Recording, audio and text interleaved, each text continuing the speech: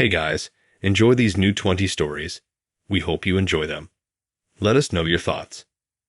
And as always, most of you listening aren't subscribed, so please smash that subscribe button and hit that like button too. It's free and does so much for us. We're forever grateful. Now to the stories.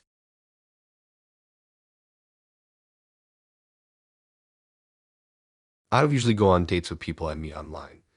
Not because I'm scared or anything, just I hate small talk. You know the kind where someone asks what your favorite color is or what you take to a desert island. Like, who actually thinks about that? But Tyler messaged me on this random foodie app I downloaded one night while I was 3 drinks in and craving dumplings. He wasn't a try hard. His profile was short, he looked clean, like a dude who has spare phone chargers and knows what toner is. Seemed like he could hold a convo without it getting weird. So, yeah, I said yes. We met at this ramen spot in the city, one of those cramped little places where everyone's kind of elbow to elbow, but it smells amazing so nobody complains. He beat me there and grabbed a spot at the bar. Not a red flag, not yet. Honestly, I thought it was kind of sweet. I remember he stood up when I walked in, smiled, offered me his seat even though it was clearly for both of us, then laughed it off when I awkwardly hovered. Whatever, right? Seemed normal. He started talking immediately, which I actually liked. Some people pause too long, and it feels like you're just filling dead space. He wasn't like that. He talked about the broth like it was art, made a joke about how serious ramen chefs look when they plate an egg. I laughed. It was smooth. He wasn't showy, just confident in a way that didn't scream pick me energy. So we ordered. He got the spicy miso, I got the tonkatsu. And he asked if I wanted a drink, and I said, yeah, something light. He ordered sake. While we waited, he pulled out his phone and said, half laughing, you probably think I'm one of those guys who posts food pics on Instagram. I said no because I didn't really care and I've dated worse. One guy used to rate every burger he ate like it was Michelin starred. Tyler said he used the app for reviews and sometimes recorded food videos for TikTok. Again, didn't think much of it. Lots of people do that now. I'd noticed he kept his phone angled weird though, like he propped it against his wallet or napkin holder, screen facing out, kind of like it was aimed at me but also sort of not. I thought I was being paranoid. And I was already 2 tiny cups of sake in and telling him the story about how my ex once accidentally texted my mom a shirtless photo meant for me. Tyler laughed and said he hoped I didn't mind being on camera, real casual. I paused. I asked him what he meant, and he said, kind of offhandedly, that he always records his dates for accountability. Said it helped him review how the night went, whether he said something dumb, or if he interrupted too much. I stared at him. He laughed again, said it wasn't like that. That he keeps the vids private, just for himself, for self-growth. I didn't even know what to say. Like, how do you respond to that without looking crazy? So I just kind of gave this half smile and asked, you're filming this right now? And he said, yeah, but not in a creepy way, and offered to delete it later if I wanted. That's when I started to feel weird. I wasn't scared or anything, just uncomfortable. My gut was pinging, but I told myself I was overreacting. People vlog, people overshare. Maybe he really was just one of those self-improvement junkies who takes everything too far. But later that night, I couldn't stop thinking about it. I mentioned it to my roommate when I got home, and she immediately pulled up his name and started scrolling. And this is where things got seriously messed up. She found a subreddit. Not just any subreddit, but one linked to this community where people share date footage. Like actual real dates recorded without permission. And guess what name popped up? Tyler. Same face, same voice. A few clips had already been screen capped into memes. One of them was from that ramen bar. Me, talking, laughing. You couldn't hear the audio, but it didn't matter. The caption was something like, this one thought she was funny. 7/10 would ghost. My stomach dropped. I kept scrolling. There were more. Different girls, different places. One girl was crying in a car. One was looking down at a menu. Most of them had comments. Ratings. People literally rating how entertaining or hot or train wrecky each girl was. Like we were part of a weird dating show none of us signed up for. I didn't sleep that night. I didn't even message him. I just blocked him on everything and reported what I could. But what stuck with me wasn't just that he filmed me. It was how casual he was about it. Like it was totally normal. Like being watched without knowing is just part of dating now. And here's the worst part, the video of me. It was posted before we even finished our noodles. Like he filmed it, uploaded it mid-date, and was already getting comments while I was sitting there sipping soup and thinking he was interesting. I never went back to that Raymond place. Not because I was scared or anything, just I don't like remembering how dumb I looked, or how many strangers probably still have that clip saved somewhere. Anyway, that was Tyler.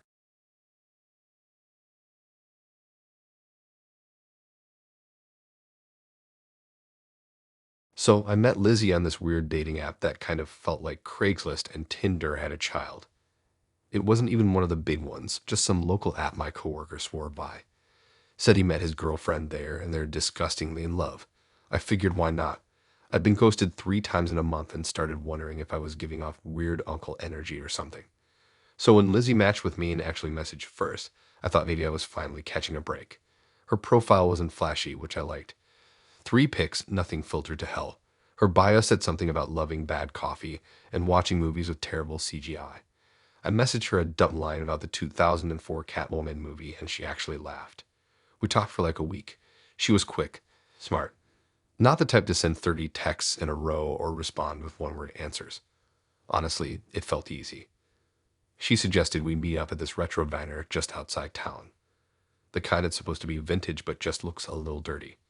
I showed up early, mostly because I'm chronically 5 minutes early to everything, and she was already there sitting in a booth, sipping on a chocolate milkshake like she'd stepped out of a movie. She looked like her pictures, which shouldn't be surprising but kind of was. People lie a lot more than you'd think. She stood up, smiled, gave me this half hug like we already knew each other, and we sat down. It started off fine, like normal first date stuff. She asked me about my job, which I hate, but I gave her the polished version. She told me she was doing freelance writing but didn't go into too much detail. I didn't press it. We ordered burgers and fries.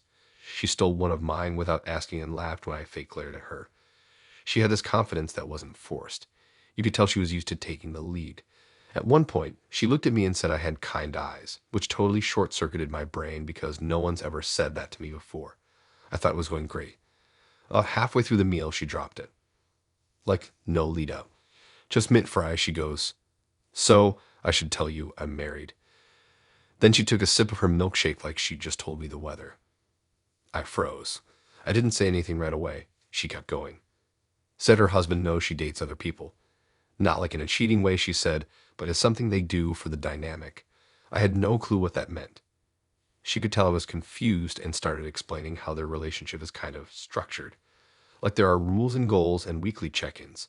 I was sitting there still holding a fry, not even chewing, while she pulled out her phone and showed me this Google Doc. Yeah, a whole Google Doc. It was like this spreadsheet of names, dates, little notes. And I saw my name on it. Right there. Meet up with Dylan. Possible sub-energy. See if he's open to direction. That was literally written next to my name like I was a lab rat. She said her husband helps her review after each date. Sometimes they talk about the guy's behavior. Sometimes it turns into a sort of evaluation. She didn't say it exactly like that, but that's what it sounded like she was assessing people. Testing them. Seeing if they fit into something. I asked her what would happen if I passed or whatever, and she just kind of smiled and said, "Then we move into the real phase." I didn't know whether to laugh or leave. What got me wasn't even that she was married. I mean, that was weird, but it was the way she said it, all but like it was totally normal. Like everybody's got a post-date recap meeting with their spouse. She wasn't embarrassed, wasn't trying to be sneaky or apologetic. She just looked at me like she was handing me a job offer. She even said something like, "You give off steady energy. My husband would like that. We need someone more grounded." Like I was being recruited. I finally asked her what she wanted from this. Like, from me. She just shrugged and said she was exploring compatibility and not everyone's cut out for their dynamic, but she could tell I might be. Then she asked if I wanted to come back to her place to meet her husband. I didn't even finish my burger. I said I had an early morning and dipped so fast I forgot to pay for my half. I sat in my car for 20 minutes afterward just trying to make sense of it. It didn't feel like she was messing with me. She wasn't high. She wasn't unstable. She was just into it. And I had walked into it thinking I was going to split a milkshake with a movie nerd, not audition for a role in someone's weird open marriage performance review. I blocked her after that. No message, just gone. I didn't want to know what the real phase was. I didn't want my name in any more spreadsheets. I definitely didn't want to meet a husband who thought sub-energy was an acceptable label for someone eating fries with his wife.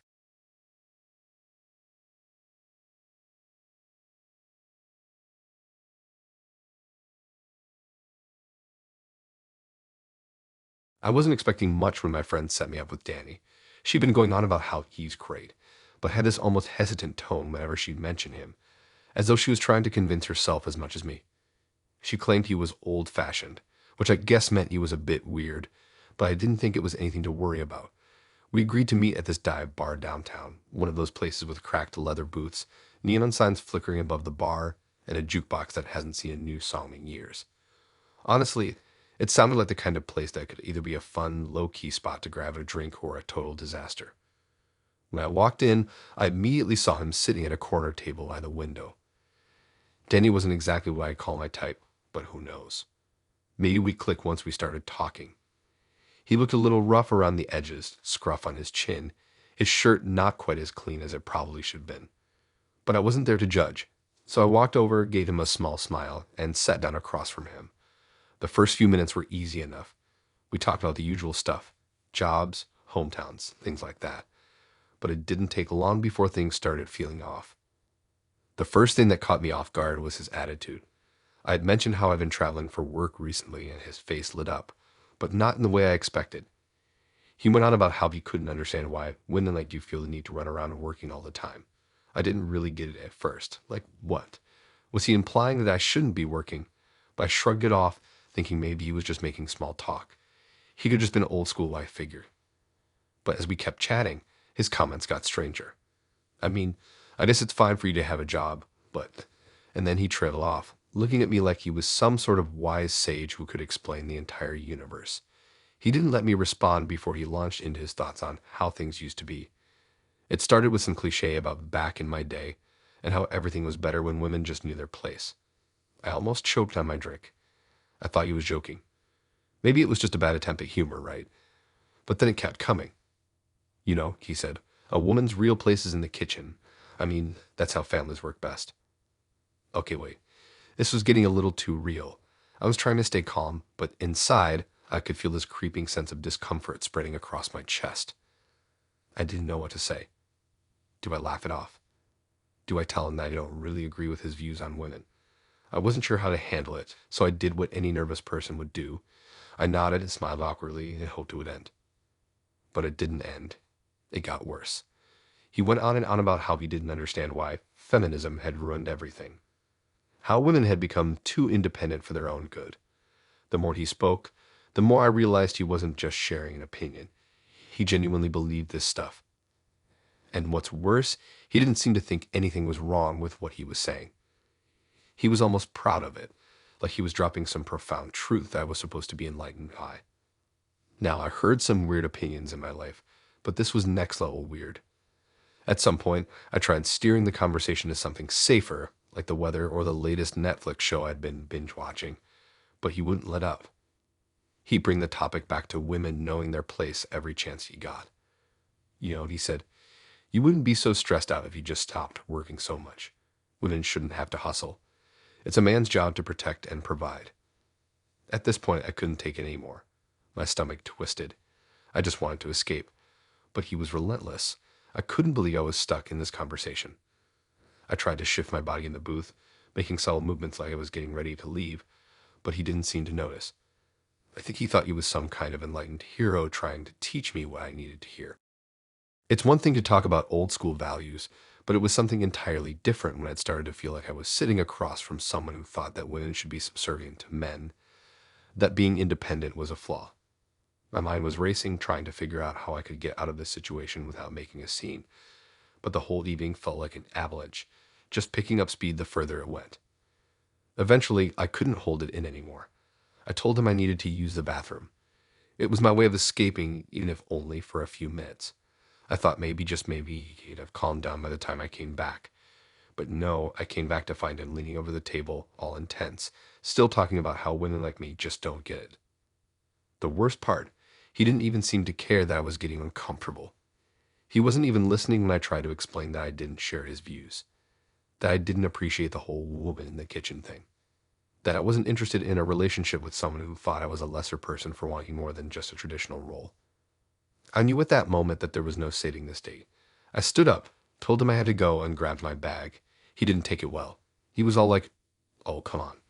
You're just gonna leave over a little disagreement." But I didn't care. I wasn't going to waste another second listening to him. Walking out of that bar, I felt a huge sense of relief. I hadn't expected a first date to be this heavy, this uncomfortable, or this downright frustrating. And yet, here I was, having just endured an entire night with a guy who thought the 1950s were the golden age of relationships. As I drove home, I couldn't help but shake my head, thinking about how some people just don't get it. When I told my friend about the date, she couldn't understand why I was so upset. She said, "He's just old school. You should give him another chance." I couldn't believe it. She actually thought this was something I should work through. But no, that was the last blind date I was going on with her help. No thanks.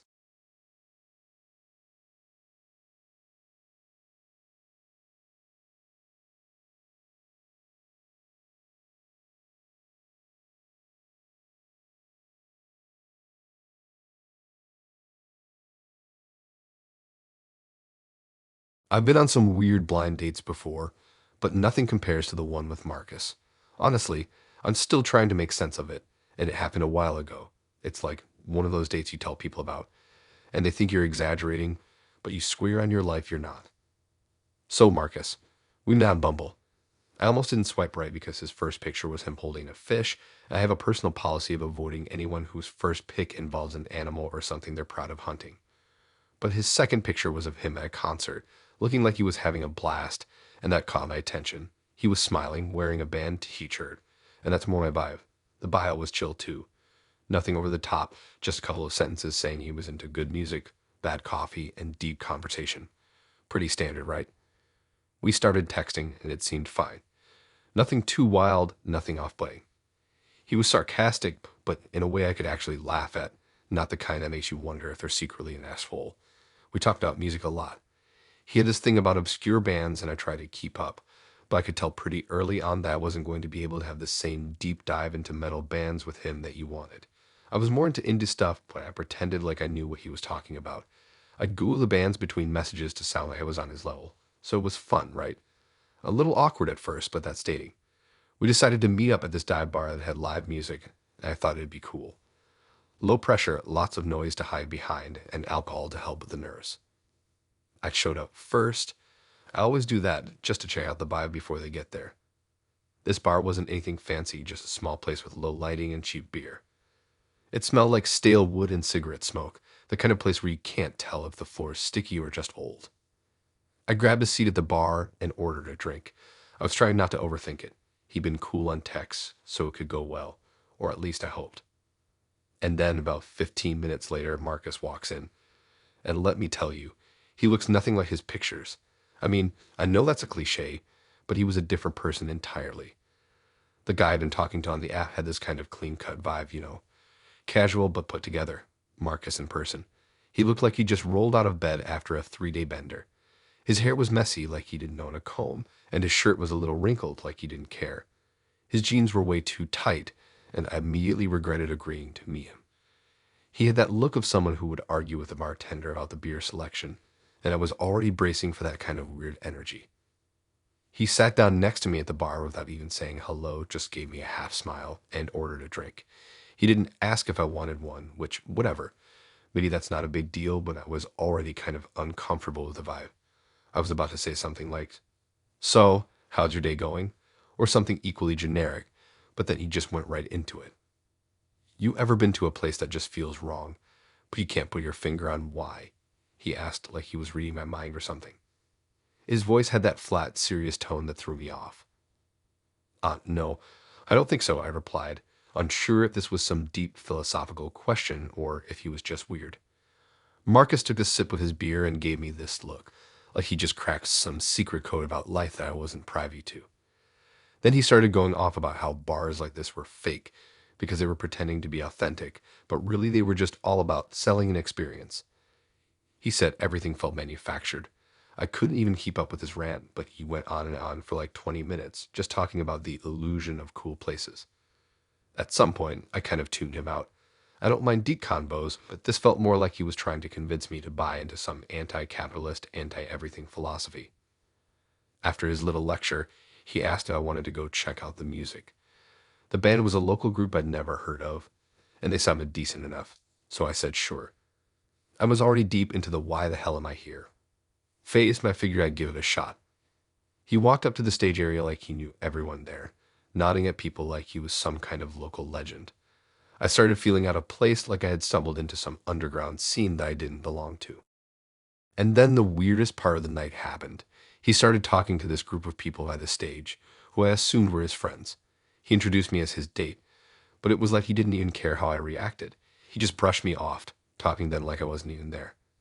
I tried to engage, but he wasn't even paying attention. It felt like he was trying to show off in front of them, not even acknowledging I was sitting next to him. It was bizarre.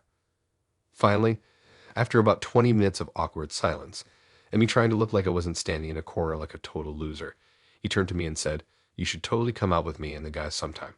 We're going on a trip to the mountains next month." I wasn't sure if he was joking, but I had the distinct feeling that I wasn't invited to this trip, just sort of expected to follow the group dynamic that he had going on. It felt like I was being handed a membership card to some club I didn't want to join. So yeah, I made some excuse about needing to leave early because I had work in the morning, which was true, and I bailed on the date. He seemed a little surprised, but I honestly don't care.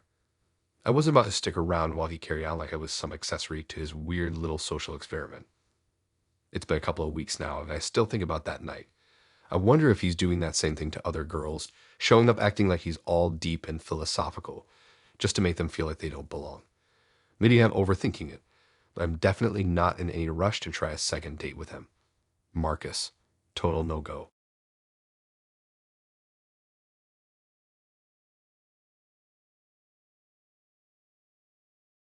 I've always been one of those people who think blind dates are a little ridiculous. I mean, it's basically a social experiment, right? You're meeting someone who's been handpicked by a friend or a relative, and you're just supposed to make small talk for an hour or two. It never really felt natural to me, but when my friend set me up with Sam, I figured it couldn't hurt to give it a try. She mentioned how sweet and considerate he was, and for some reason that gave me hope. I don't know why, but sweet always sounds better than charming or outgoing to me. We met at a local bar, nothing fancy, just a place with decent drinks and a good vibe. Sam was already sitting at a table when I walked in. I spotted him immediately. He was one of those guys who had the boy next door look. Tall, soft-spoken, and, well, just average. It wasn't that he was unattractive. He just didn't stand out. But you know what? Sometimes average is fine. It's refreshing even. I sat down, said hello, and we jumped into the typical first date stuff. What do you do for work? Where are you from? Hobbies? That kind of thing. It felt like the beginning of a decent evening. Sam was polite, asked me questions, and seemed genuinely interested in getting to know me. But then the conversation took a turn, and I began to realize that nice guy can sometimes mean way too nice, and not in a good way. We talked about our past relationships, and Sam didn't seem to hold back. He started telling me about his exes, but it wasn't the typical, oh, it didn't work out story. No, Sam's exes were all villains in his personal narrative. Every single one of them was manipulative, cold-hearted, or worse. He went on about how women always take advantage of him because he was too nice. "I've just been burned so many times," he said with a dramatic sigh. Okay, sure. I get that breakups can be tough.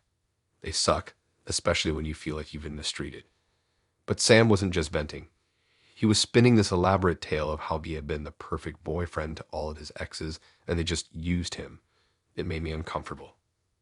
The more he talked, the more I realized he wasn't just upset with his past relationships. He was bitter about them, and the way he talked about women. Uh, it wasn't just that he felt wronged. It was like he had this chip on his shoulder, as if every woman who ever rejected him was some kind of monster who took advantage of his kindness. "It's always the nice guys who finish last," he kept repeating, looking at me like I should feel sorry for him. At first, I tried to change the subject. I asked him about his job, thinking maybe work would be a neutral territory. But nope. He was quick to tell me that he was always overlooked at his company, that his boss didn't respect him, that his coworkers didn't get him. It was exhausting, honestly. Every conversation seemed to be a reminder of how hard he had it and how the world was against him. And here's the kicker. The more he spoke, the more it started to feel like he was trying to recruit me into his nice guy club. like he was on a mission to convince me that being kind and considerate wasn't just a personality trait, but a martyrdom that women simply couldn't appreciate. You know, he said, if I were a jerk, things would be different. Women don't appreciate nice guys. It's like they want someone who treats them like crap. I sat there trying to figure out how to respond. I could feel my patience running thin, but I didn't want to come off as rude.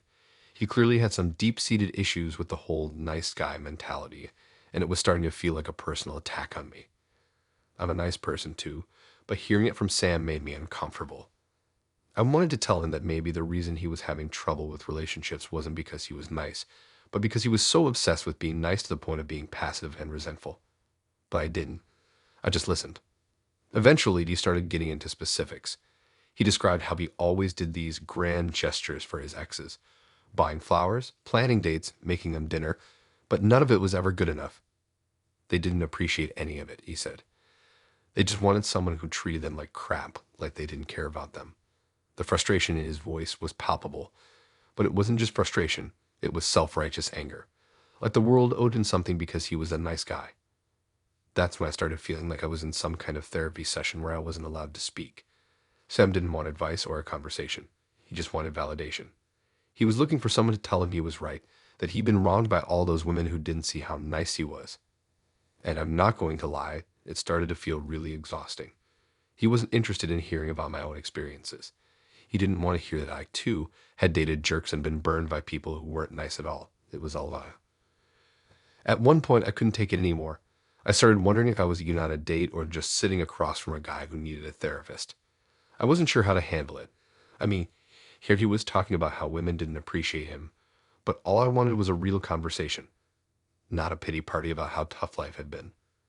Finally, I excused myself to the bathroom, needing a break from the barrage of negativity. When I came back, Sam was still talking, surprise, surprise, but at this point, I could barely even pay attention to what he was saying. I wasn't sure if I was getting more frustrated or just downright bored. Either way, I knew I needed to get out of there. I told him I had an early day ahead, and he seemed a little surprised, but didn't protest. I paid for my drink and made a quick exit. As I walked out, I couldn't help but think about how different our experiences had been. Sure, I'd been hurt by people before, but I didn't sit around blaming the world for not seeing how nice I was. I didn't sit there wallowing in my past. It took me a little while to process the whole thing.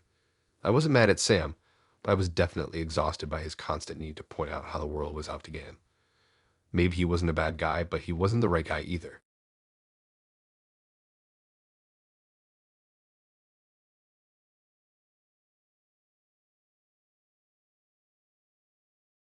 I was set up on a blind date with a guy named Brian. My friend swore he was the one, that he was successful and well-mannered. She promised me he had a great sense of humor, and I was a little skeptical but figured why not give it a shot. We met at a restaurant one Friday night. It was a place that was nice but not too fancy. The kind of place where people dress up a bit, but not like they're going to a wedding or anything. When Brian walked in, I immediately knew my friend hadn't exaggerated about his looks. He was tall, well-groomed, and had that kind of vibe where you could tell he made a lot of money. He wore this designer jacket that screamed expensive, and I couldn't help but notice how everyone in the restaurant seemed to know him. He was that guy, the one who walks into a room and people just kind of notice. I'm not one to get intimidated easily, but I'll admit it felt like I was dating someone out of my league. We sat down, ordered drinks, and I thought the night would go pretty well. Brian started talking about his work, and it was clear he was proud of his success. He described his job in finance, stocks, investments, that kind of thing. He went on and on about the deals he was closing and the numbers he was pulling in. And while I'm not super into business talk, I tried to engage, at least asking some follow-up questions to keep the conversation going. But then it started to shift. After a few minutes of talking about his job, Brian started talking about people who aren't as successful. I figured he was about to go into the typical work hard and you'll get a head spiel, but instead he got really into it. He began going on a rant about how people who aren't wealthy don't deserve respect. He said, I've worked my ass off for everything I have, but some people don't get that. They think the world owes them something. They think that just because they show up, they should be treated the same as people like me who actually earned their place in life. It caught me off guard, but I didn't know how to respond. He kept going though. People in service jobs, they're like animals. It's disgusting, really. I can't believe how many people walk around acting like they're entitled to anything. It's pathetic.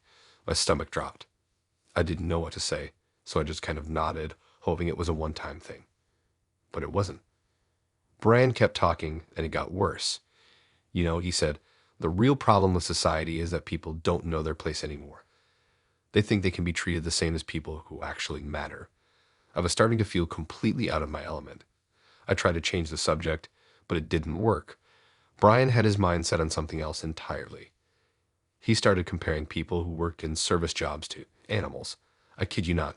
He said, I don't understand why anyone would settle for being a waiter or a cashier. Why would you choose that life? It's just lazy.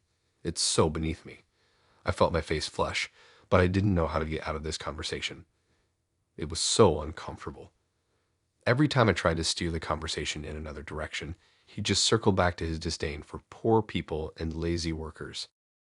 I couldn't believe it, honestly. Here I was on a date with a guy who was saying these things to me, and I didn't know how to process it. I mean, I know people can be arrogant or have strong opinions, but I didn't think I'd be sitting across from someone who had such a flat-out disregard for anyone who wasn't as wealthy as him. Finally, after what felt like an eternity, I tried to tell him I didn't really agree with his views. I said, I don't think money should be the basis for judging people's worth. I figured that was a fair response. I wasn't trying to start a fight, but I couldn't just sit there and agree with him. That's when things took a sharp turn. He laughed at me. It wasn't a casual laugh either. It was mocking, condescending. Oh, so you're just another liberal, huh? He said. What a surprise. Let me guess, you think everyone should be equal, right? Like the world should be some sort of utopia where everyone gets the same treatment, no matter how hard they've worked? He shook his head. People like you are the problem. I was stunned. I didn't even know how to react. This guy, sitting across from me, was so full of himself that he couldn't fathom a world where people didn't just worship the rich.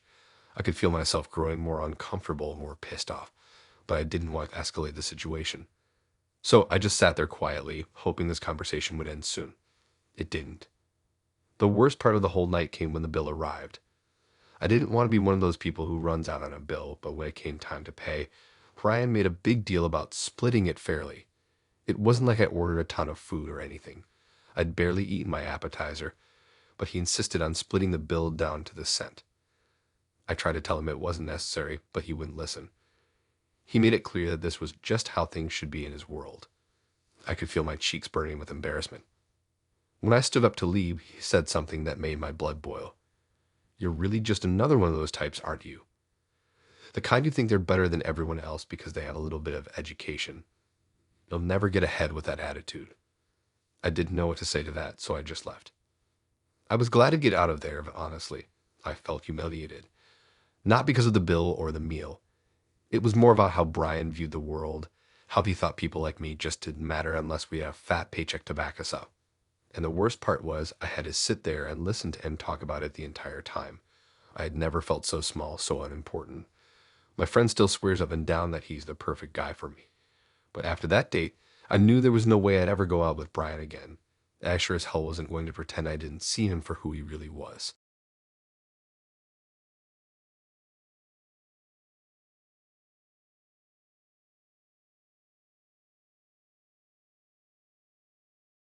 When my friend told me she had set me up with Aaron, I wasn't exactly thrilled.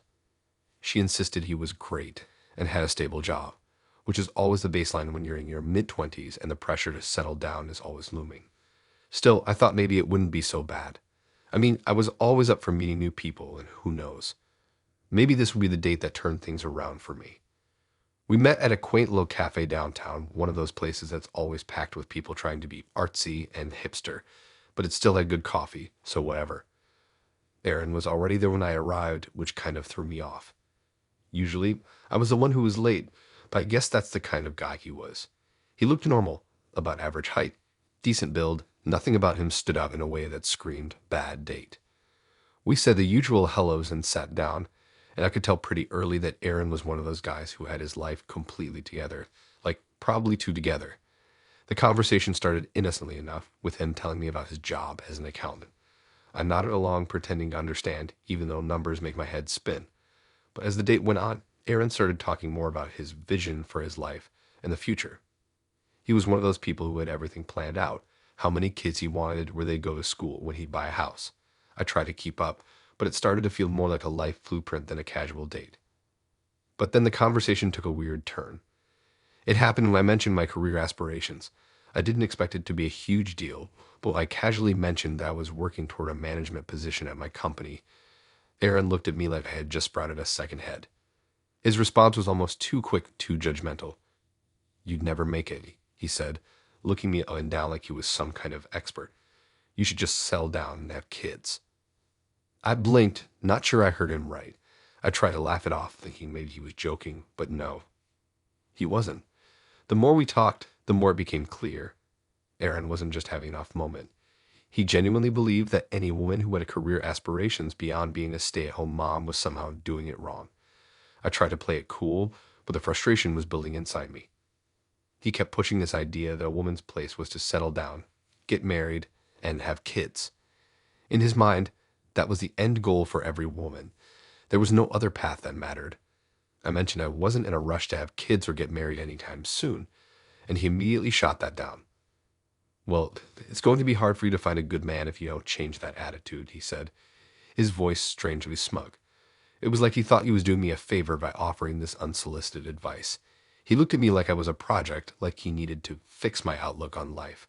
I was shocked. What century was he living in?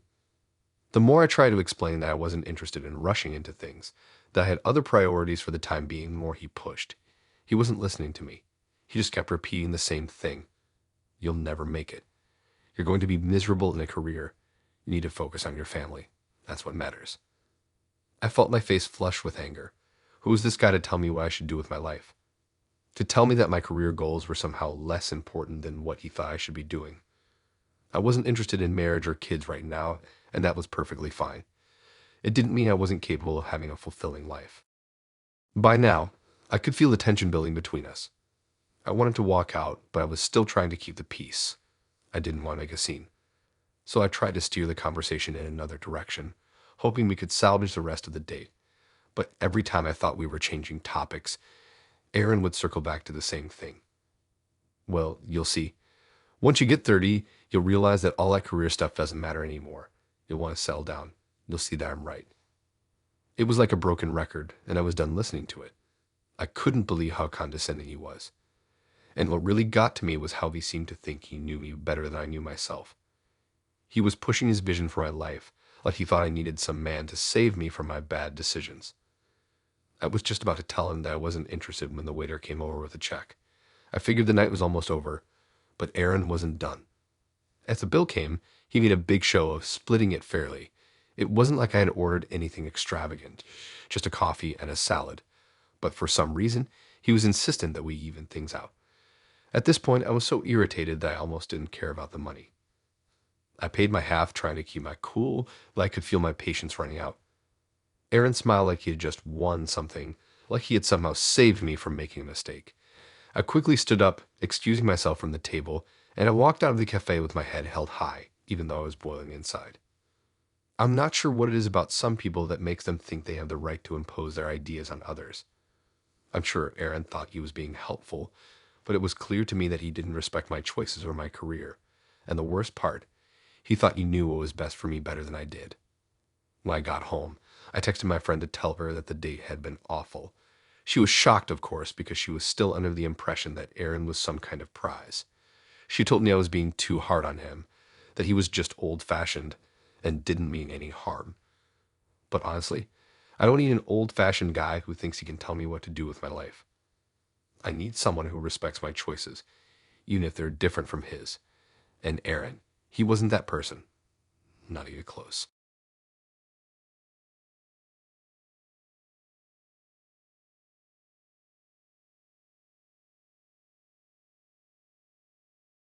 I don't usually go for blind dates.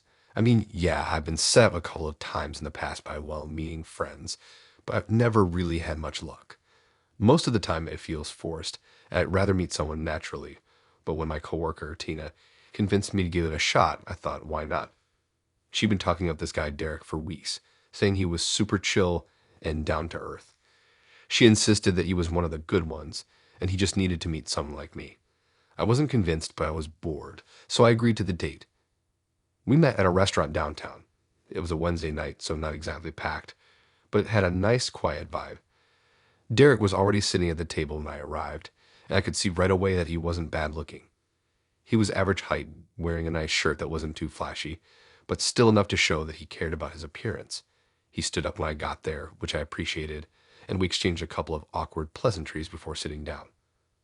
At first, things were fine. The conversation started off easy enough.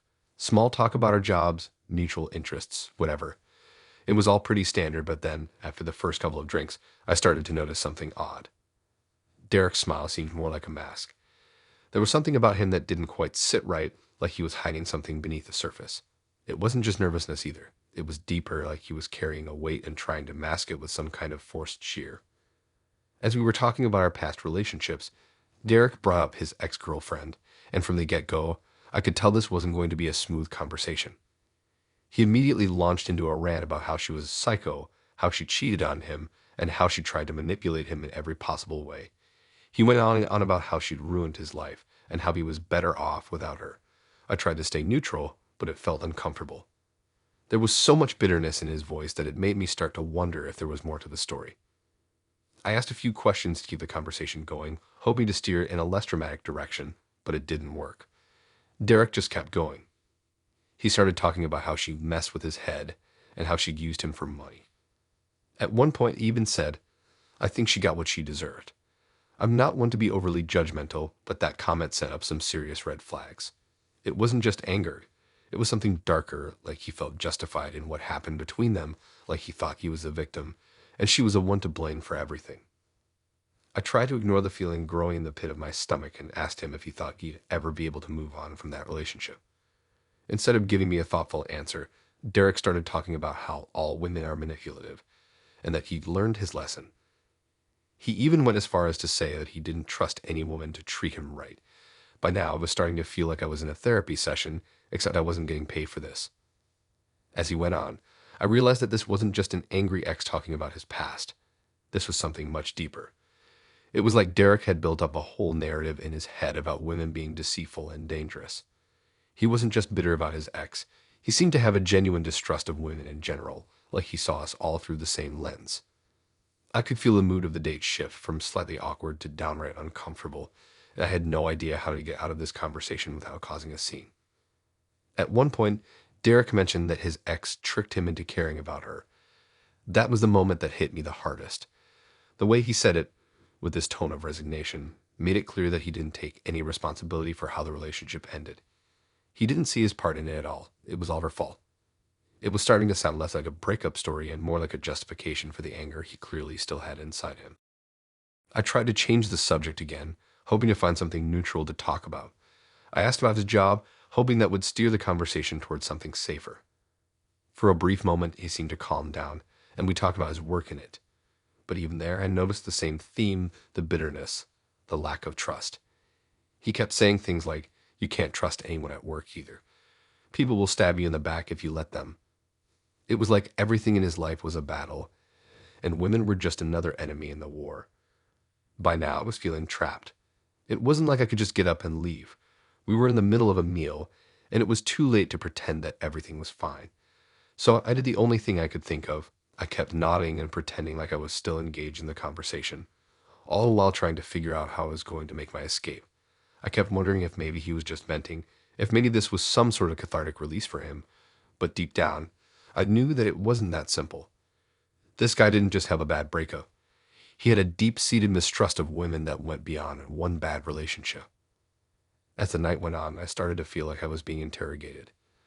Derek kept asking questions that were less about getting to know me and more about testing me, as if he wanted to see if I was one of those women. I started to get uncomfortable, like I was being put on trial for something I didn't do. It felt like he was waiting for me to confirm his belief that women were manipulative, that they were all out to get him in some way. Finally, I had had enough. When Derek mentioned that he couldn't trust any woman anymore, I knew this date was done. I politely told him that I wasn't interested in continuing the conversation, but he didn't seem to get the hint. He tried to convince me that all women were the same, and that I just didn't understand how the world worked. I made a quick excuse and left. I'll never forget the look on his face as I walked out. He looked almost disappointed, like he thought I was just another woman who was too good to hear the truth. I don't know if he'll ever change his views or if he's always going to carry that bitterness around with him, but I do know that I don't have to be part of it. I walked away from that night feeling shaken, but ultimately relieved that I'd gotten out of there. I didn't want to be the person to change his mind, but I did know one thing. I wasn't going to let anyone make me feel like I had to prove myself to them.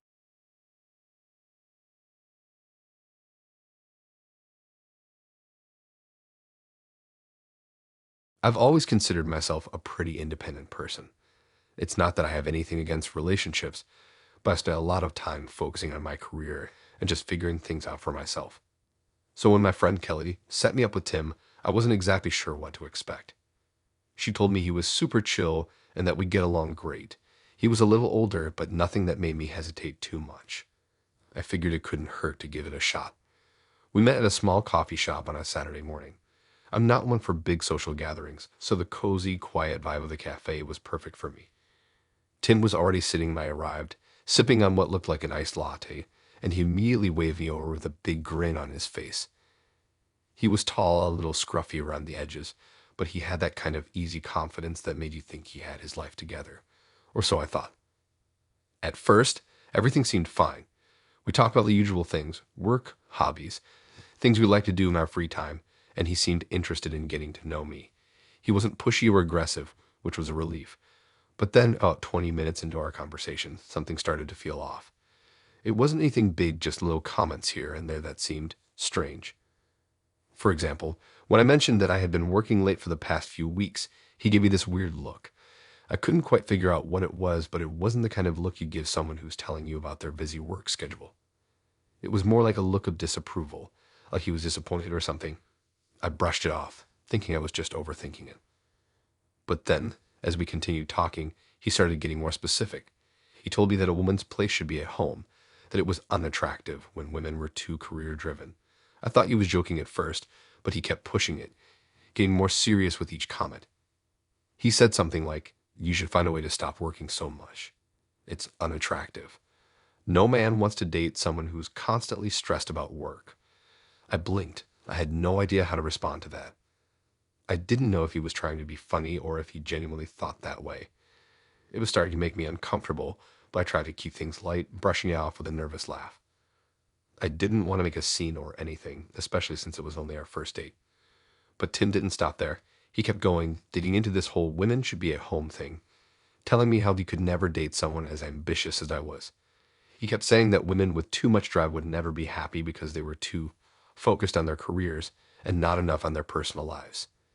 He said that too much ambition was unattractive and that I needed to tone it down if I ever wanted to find a good man. At this point, I was starting to feel a little trapped. I could tell that he wasn't joking, that this wasn't just some weird icebreaker or whatever. This was him expressing his real, unfiltered opinion, and I couldn't tell if I was supposed to agree with him or just shut up and smile. I tried to stay calm and explain that I didn't want to give up my career for anyone, that I loved what I did and had worked hard to get where I was. But instead of backing off, he doubled down. He told me that I'd never be happy with that much drive, and that it would eventually ruin my chances of meeting a good man. He said something like, "It's not worth it. Trust me, I know a lot of women like you who think they can have it all, but they end up lonely in the end." His tone was so condescending, like he was trying to help me see the error of my ways. It was like he thought I was making a huge mistake with my life, and he was just the person to set me straight. I felt my face flush, a mixture of embarrassment and anger. I wasn't used to someone telling me that my ambitions were a problem. I didn't even know how to respond. It was like we were speaking two different languages. The worst part, it didn't even feel like a normal conversation. It felt more like an interrogation, like he was scrutinizing everything I said to figure out if I was worthy of being with him. I could tell that he thought I needed his approval to be happy, and that was beyond frustrating. When I tried to change the topic, hoping we could talk about something more neutral, Tim would just circle back to it, bringing the conversation back to how unattractive my career-driven mindset was. He even said, "I could never date someone like you. You're too independent. You'll never find a man who's willing to accept that." I couldn't believe it. This guy, who had just met, was already telling me what I could and couldn't do with my life. It was infuriating. I started to feel the weight of the conversation pressing down on me, and I knew I needed to get out of there. The whole date had shifted from something that could have been casual and fun to something that felt suffocating. I started to make excuses, pretending to be interested in my phone for a second, hoping it would give me an out. I felt guilty for wanting to leave early, but there was no way I was sticking around to listen to more of his unsolicited advice. When the waiter came to drop off the check, I knew it was time. I stood up, thanked him for the date, and made a quick escape before he could say anything else. Tim seemed surprised, but I didn't stick around to find out why. I'd had enough of being judged for my choices. I walked out of the cafe feeling a mix of relief and disgust. How could someone think it was okay to impose their beliefs on someone else, especially on a first date? The whole thing felt like a lecture rather than a date. I don't know if Tim had some deep-seated issues or if he genuinely thought he was doing me a favor, but I wasn't going to waste another minute listening to him. The next day, I got a text from him apologizing for coming on too strong. But honestly, it didn't matter. I didn't respond. I didn't need someone who thought they had the right to dictate my life. I didn't need someone who couldn't respect my independence. If Tim couldn't handle the fact that I had goals and ambitions outside of a relationship, that he wasn't the right guy for me. And honestly, I'm better off without him.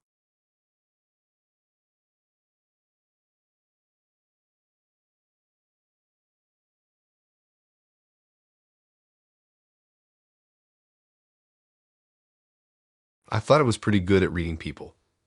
After a couple of bad blind dates, I'd gotten used to the usual awkward silences, the occasional small talk, and the occasional mild disappointment.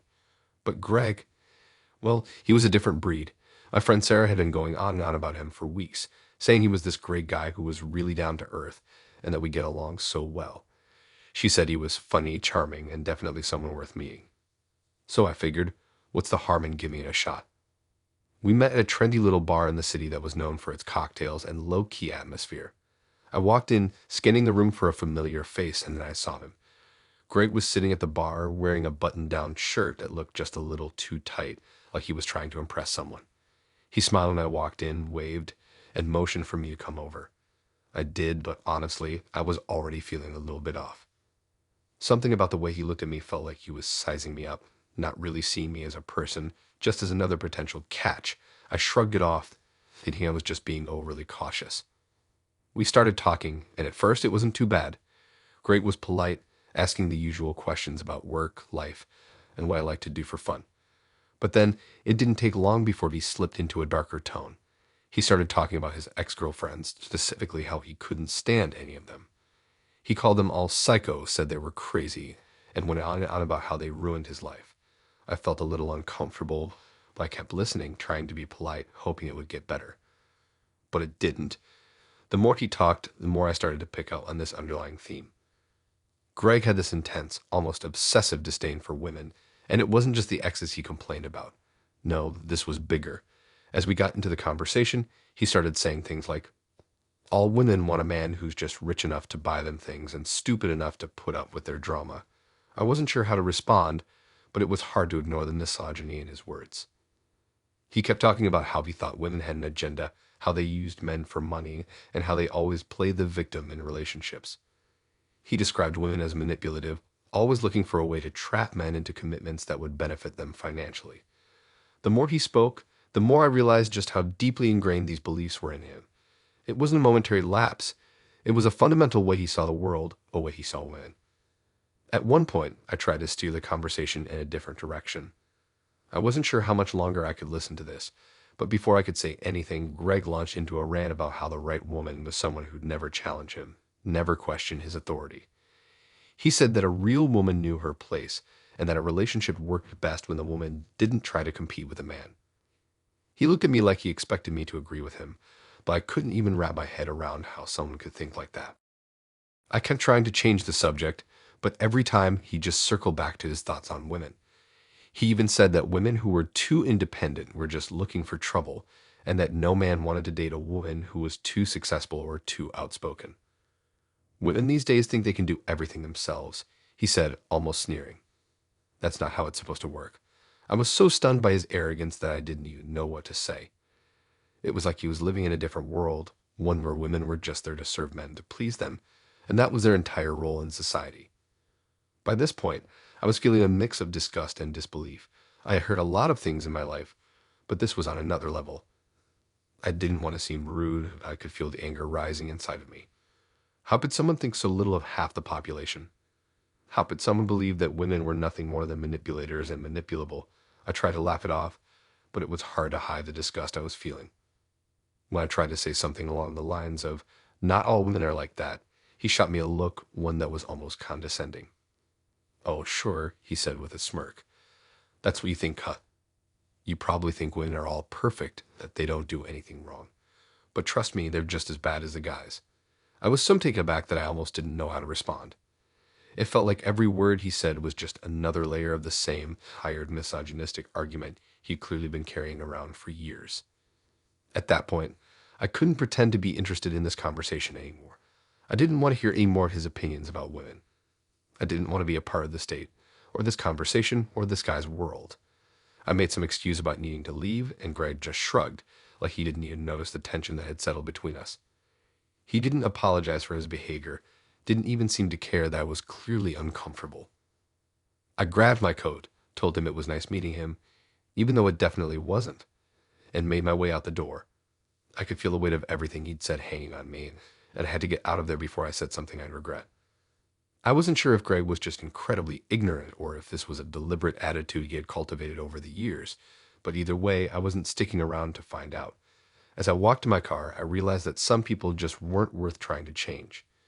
If Greg couldn't see how damaging his views were, then he wasn't the type of person I needed in my life. I haven't heard from him since, and honestly, I'm fine with that. There are some people who just aren't worth your time, and Greg was one of them.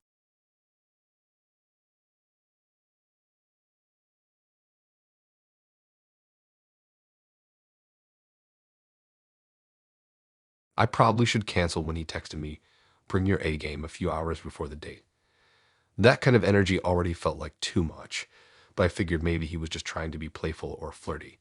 His name was Evan, and he was a friend of a guy I used to work with. I'd agreed to go because I hadn't been on a proper date in a while, and everyone kept telling me that meeting someone through friends was better than apps. That felt safer, I guess, more real. So I went. We decided on this coffee place downtown that has these giant windows and old wooden chairs that squeak every time you move. It was early evening, so there were still a few people around, most of them typing away on laptops or chatting in groups.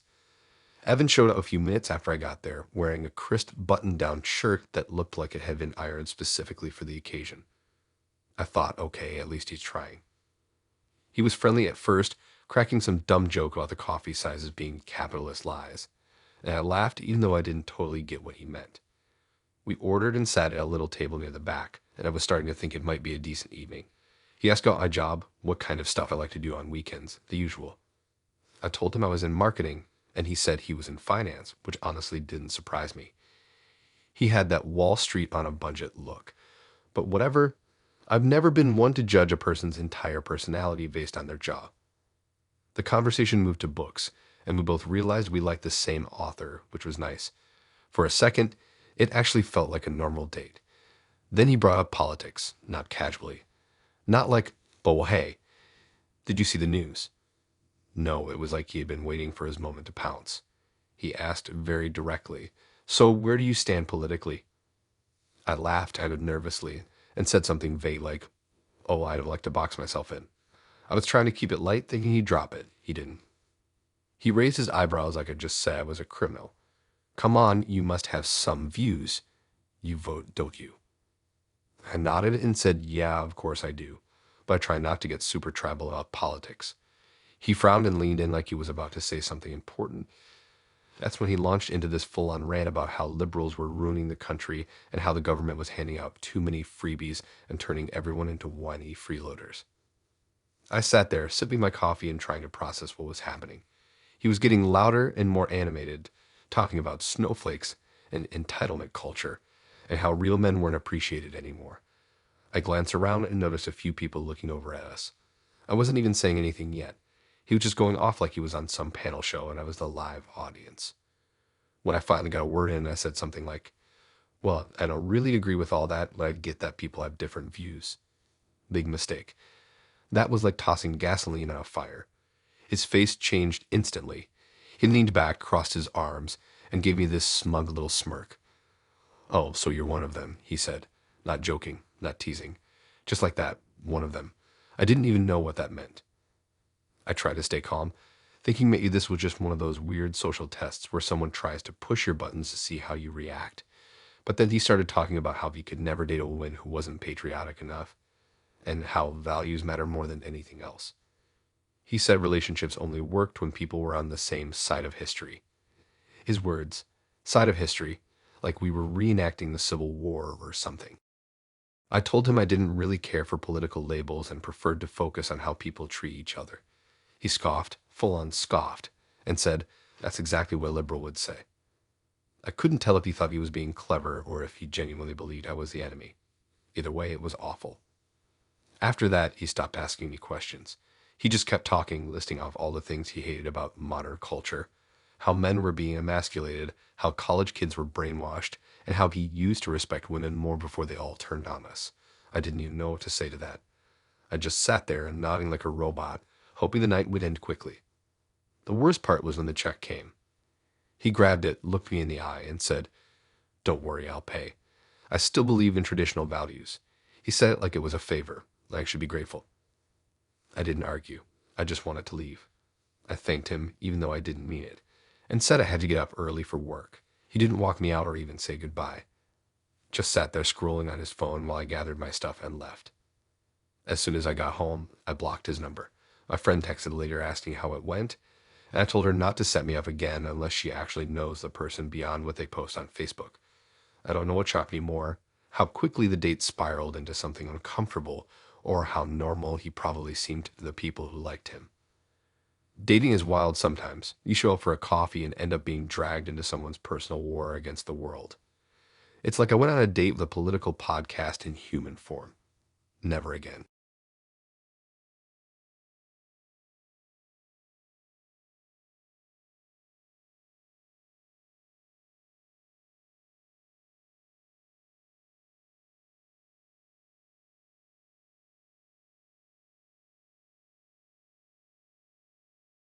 I swear if I ever hear someone say, "You can tell a lot about a man by how he talks about his mother," I'm gonna believe it with every cell in my body now. Because I went on a blind date with this guy named Sam, and that night felt like one long therapy session I didn't ask for. Like I was stuck in a movie where I accidentally played the role of unpaid emotional sponge. And before you think I'm exaggerating, no, you don't get it. This guy had issues. It started off kind of okay. We met at this bar that had pool tables and mismatched chairs, the kind of place where everything smells like beer and wood. My friend set it up, told me Sam was cool once you get to know him, which I now realize is just code for he's a walking red flag, but maybe you'll ignore it. He showed up looking like he hadn't really tried. Baseball cap, wrinkled flannel, the kind of dude who probably thinks deodorant is a government conspiracy. But again, I'm not picky about appearances if the conversation's decent. We ordered drinks and he was making small talk about work. He did something with data, which he didn't seem excited about, but he mentioned he'd just moved into his own apartment and was glad to be out of that nightmare house. I thought you meant like a bad roommate situation, so I asked if he used to live with friends. He looked at me and said, flat out, my mom. Now, I thought that might be a little awkward, but I didn't flinch. A lot of people move back home for a bit. No big deal. But the way he said it, that was the first sign. He didn't just say it like it was a thing that happened. He said it like his soul had just taken a punch. So I asked, "Oh, was that tough?" Trying to be nice. And that was apparently my second mistake because that unlocked something in him. It was like flipping a switch. Suddenly the drinks weren't even in focus anymore. He started ranting. At first, it was stuff like how she was controlling and never let him breathe. And I was just sitting there nodding politely because, okay, some moms are like that. But then it kept going. He started talking about how she'd ruined his childhood, made him hate holidays, made him feel like a prisoner in his own home. I kept trying to change the subject, literally anything else, but no matter what direction I tried, he just looped it right back to her. It got uncomfortable fast. He said things like, "I could never be with a woman like that. And if you got any mom energy, I'll sniff it out." I laughed nervously, thinking maybe he was trying to be funny in a really broken way, but there wasn't even a flicker of humor on his face. The guy was serious, like dead serious. He started analyzing his exes in surprise. They all reminded him of his mom. He said one of them nagged too much. Another one tried to decorate his apartment, and another had the nerve to suggest therapy. He said he dumped her on the spot because he doesn't need therapy. He just needs to avoid toxic women. His words. I sat there holding my glass like it was a lifeline. The bartender made eye contact with me at one point like she could sense I was trapped. I thought about fake texting someone to call me with an emergency, but I wasn't sure how to make it look convincing. I didn't want to trigger anything worse. Then he started getting really weird. He leaned forward and said, I know this is probably a lot, but I just want to be honest with you. Most women don't want honesty. They say they do, but they can't handle it. That's why I'm still single. I scare people off. He said it like he was proud of it, like it made him deep. And I was just thinking, buddy, no, this isn't deep. This is emotionally radioactive. I asked if he had any hobbies, anything outside his job and his very dramatic family life, and he just shrugged. I don't really trust people enough to do much. I keep to myself. You get hurt less that way. And I'm like, okay, cool, so not only are you bitter and clearly carrying around a backpack full of trauma, but you also have no distractions from that bitterness. At one point, he asked me what my relationship with my parents was like. I said it was pretty good, especially with my mom. And man, the look on his face, like I just told him I ate puppies for breakfast. He got quiet, real quiet. Then he muttered, that's nice. You probably don't understand what it's like then. Like I was suddenly disqualified from being a person he could even respect. After that, he completely shifted the tone. He went cold, like I was now the enemy. I wasn't just someone on a date anymore. I was a representative of the gender that had wronged him. It felt like he was gearing up for an argument, and I didn't want to give him one. So I nodded, sipped my drink, and said I had to be up early. That I had an early meeting or something. Didn't matter. I just needed a way out. He didn't walk me out. Didn't even really say goodbye. Just stayed there staring into his glass like the ghost of his childhood was haunting the ice cubes. I stepped outside and took the deepest breath I'd taken all night. The next morning he texted me. Said he had a good time and appreciated that I was real. I didn't answer.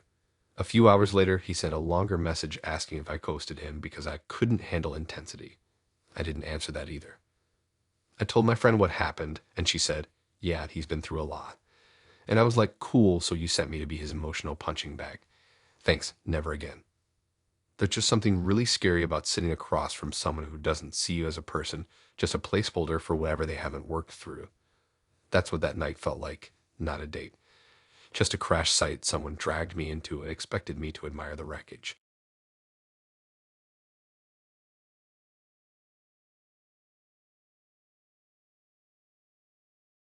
There's a difference between being curious and being creepy. I didn't really understand how blurry that line could get until I met Mark. My best friend's cousin set us up after I casually mentioned I was open to meeting new people.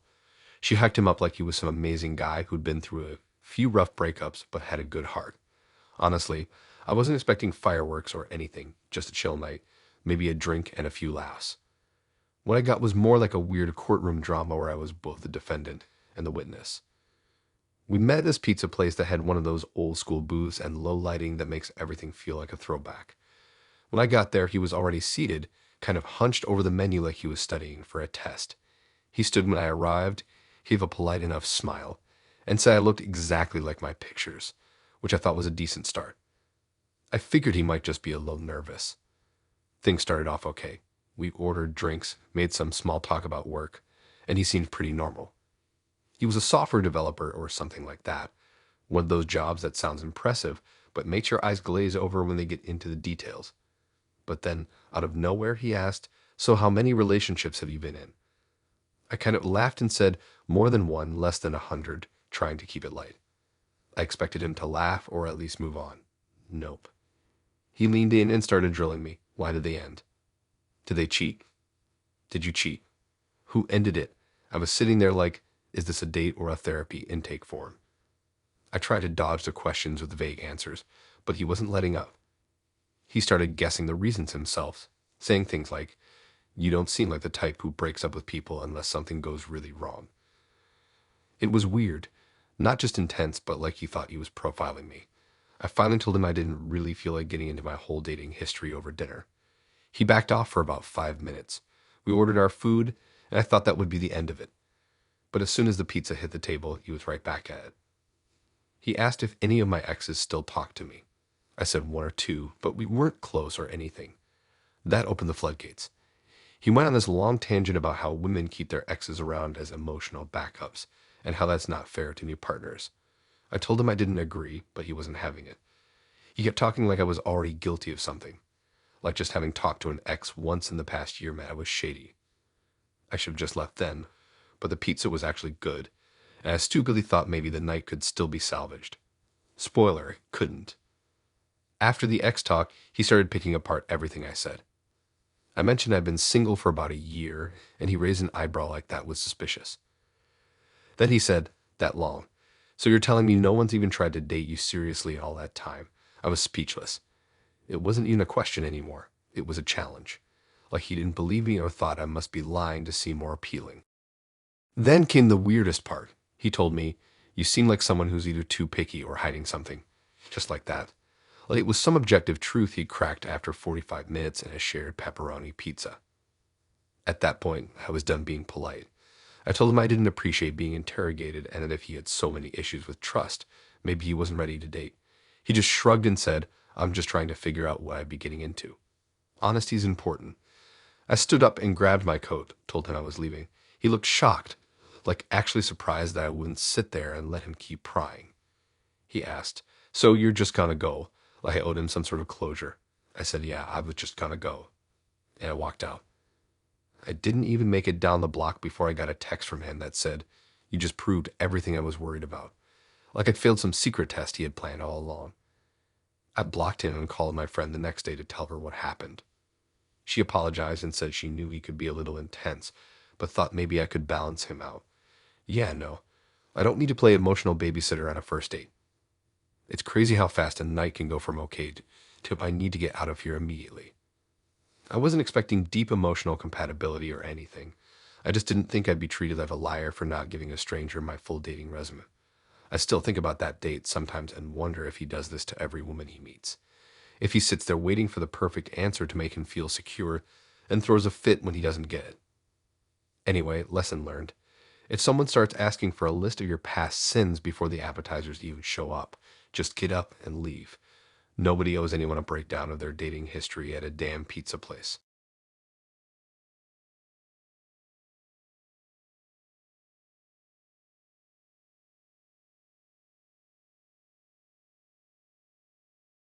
There's awkward, and then there's whatever the hell that night was. I remember sitting in the Uber after and wondering if I had just been on a date or accidentally wandered into a Shark Tank pitch meeting. The guy's name was Ben, and we met through someone I barely knew, my friend's coworker's boyfriend or something like that. I honestly just agreed because I had a string of nothing but dry conversations on dating apps, and she said he was put together and goal-oriented, which now just sounds like a warning in disguise. We met at this sushi place that was trying way too hard to be trendy. You know, the kind with blacked out windows and neon signs that say things like raw life. I walked in a couple minutes early and grabbed a seat at the table.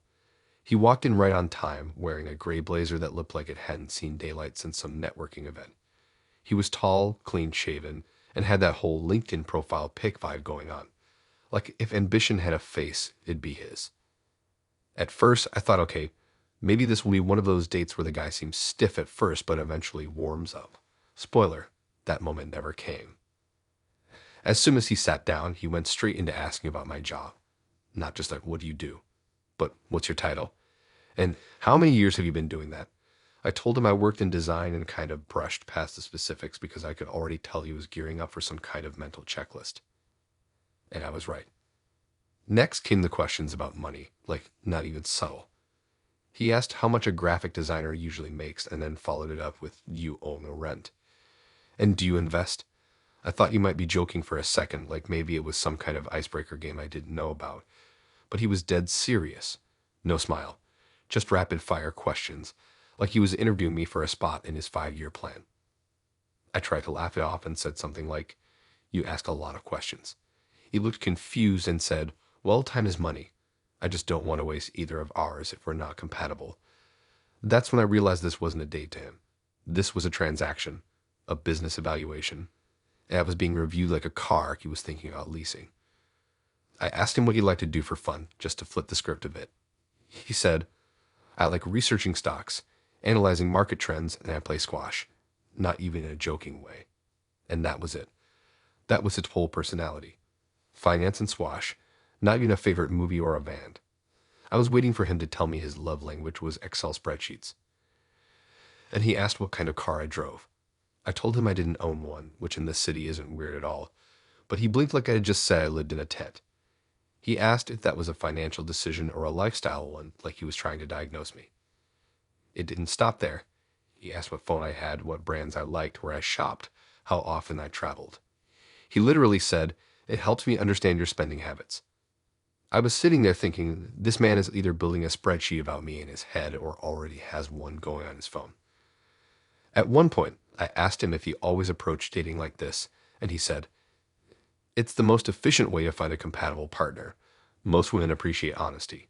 I wanted to say, no, most women appreciate not being treated like a quarterly report, but I held back. I was still on my first drink. He finally asked if I came from money, like in those exact words.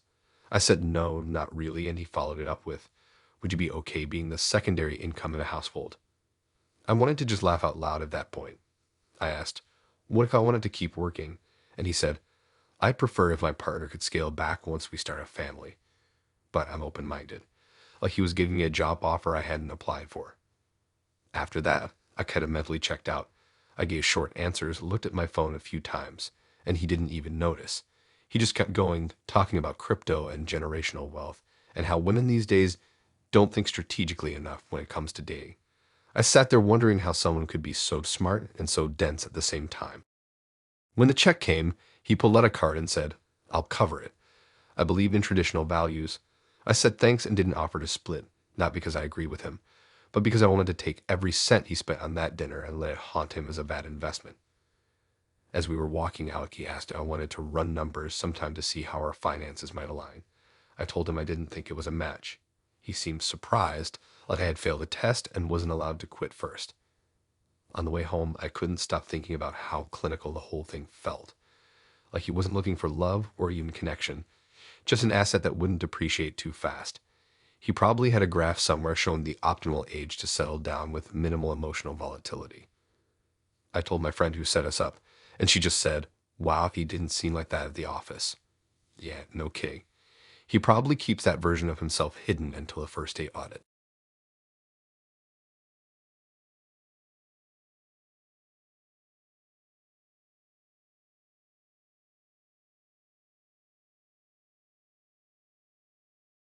Sometimes I think about how a simple walk in the park somehow turned into one of the weirdest dates I've ever had.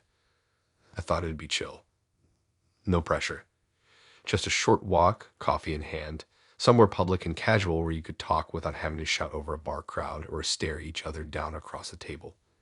His name was Alex, and he was actually the one who suggested the park, which I appreciated.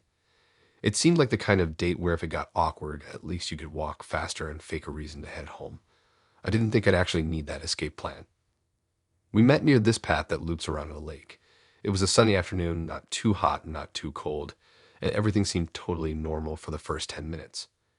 He had a calm voice, wore this oversized hoodie and sneakers, and didn't seem full of himself.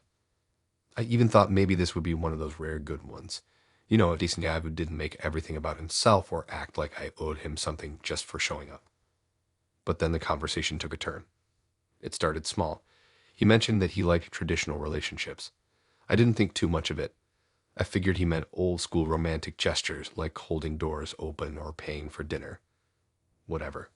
Some people are into that. I said I liked balance, that I appreciated kindness, but also wanted to be treated like an equal. That's when I saw it. The flicker in his expression. It wasn't to know it exactly, but it was like he was recalibrating how he saw me. He nodded slowly and then said something like, "I just don't think women are happy when they try to do too much." I kind of paused, waiting to see if he was joking. He wasn't. He went on to explain that he believed women were meant to nurture, and that trying to be bosses or leaders just made us miserable. I tried to brush it off with a neutral "that's interesting" and steer the topic somewhere else, but he doubled down. He started giving examples, cited studies I'd never heard of, claimed he knew women who left their careers and were way happier once they stayed home. I asked if he meant just for parenting, and he said no, he meant women in general, that the female brain wasn't wired for stress the way men's were. I was honestly stunned. He was saying all this like it was a fact, like he had cracked some universal truth, and was just doing me a favor by sharing it. I wasn't even sure how to react at first. I said I liked working and that I felt more fulfilled when I had goals outside the house. He looked at me with this weird mix of pity and condescension, like I just admitted I didn't know how to take care of myself. Then he said the words I still can't believe came out of his mouth. It's not your fault. You've just been programmed by society to think that's what you want. Like, seriously, that's the kind of thing people say when they're in a Facebook comment war or not on a date. And he wasn't even being rude on purpose. That's what made it worse. He was calm, polite, and totally convinced he was enlightening me. He was the one person finally brave enough to tell the truth women didn't want to hear. I asked him if he thought women who didn't want to settle down were less valuable, and he said yes. Just straight up, no hesitation. He said that if a woman didn't want to be a wife and mother, she had missed her purpose, at which I was exaggerating. He talked about how modern dating was a mess because women were too opinionated, how men were tired of being emasculated, and how the feminine energy crisis was ruining everything. His words, not mine. At that point, we were halfway around the lake, and I was just trying to figure out how to loop us back toward the exit without it being super obvious. I wasn't scared or anything, but it was uncomfortable. I didn't know if challenging him would make things worse or drag it out even longer. So I just nodded a lot and played it safe, keeping my answers short. Then he started going into what his ideal partner looked like. He wanted someone who would let him lead, who wouldn't argue or question his decisions. Someone who didn't mind living a quiet life and focusing on her man. He even said he thought dating should come with rules like a job, that women should know their role and stick to it, that when roles were blurred, people ended up miserable and alone. I was trying not to visibly cringe at this point. I felt like I was on some weird podcast episode, like one of those guys who record themselves saying unhinged things about women while wearing sunglasses indoors. Except this one was walking next to me, sipping a cold brew and casually dropping sexist statements like it was just common sense. When we got back to the entrance of the park, he smiled and asked if I wanted to grab something to eat. I told him I had plans. He said maybe we could hang out again sometime. I just smiled and said I'd think about it, which he took as a yes. I blocked his number 10 minutes later. The thing is, I think he really believed he was being honest, like he saw himself as a good guy who was just telling hard truths. That's what made it all the more creepy. He wasn't angry or loud or even obviously aggressive. He was calm and collected and deeply, deeply sexist in a way that felt scarier than if he'd just yelled something awful and stormed off. I told my friend who set us up and she was horrified. She had no idea he had those views. Apparently, he doesn't talk about that stuff unless he thinks he's found someone serious. Lucky me, I guess. Anyway, that was the last walk date I agreed to. These days, I stick to public places with an easy exit. And if someone starts talking about traditional values too soon, I'm already halfway out the door in my head.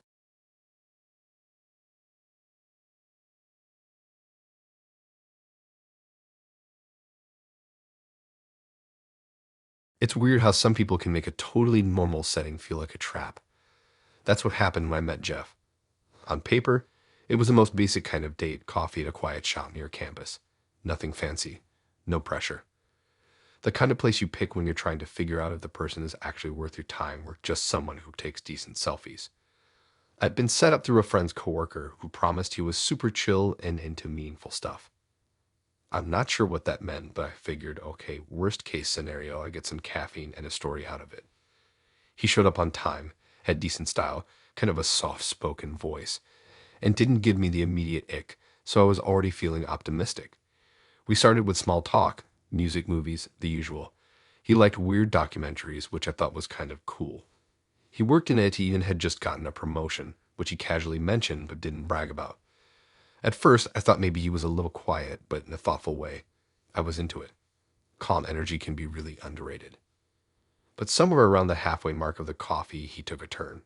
And not like a sharp, obvious one. It was slow, sneaky even.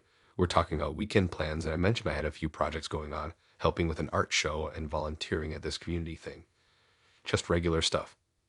He sort of tilted his head and asked how often I was that busy.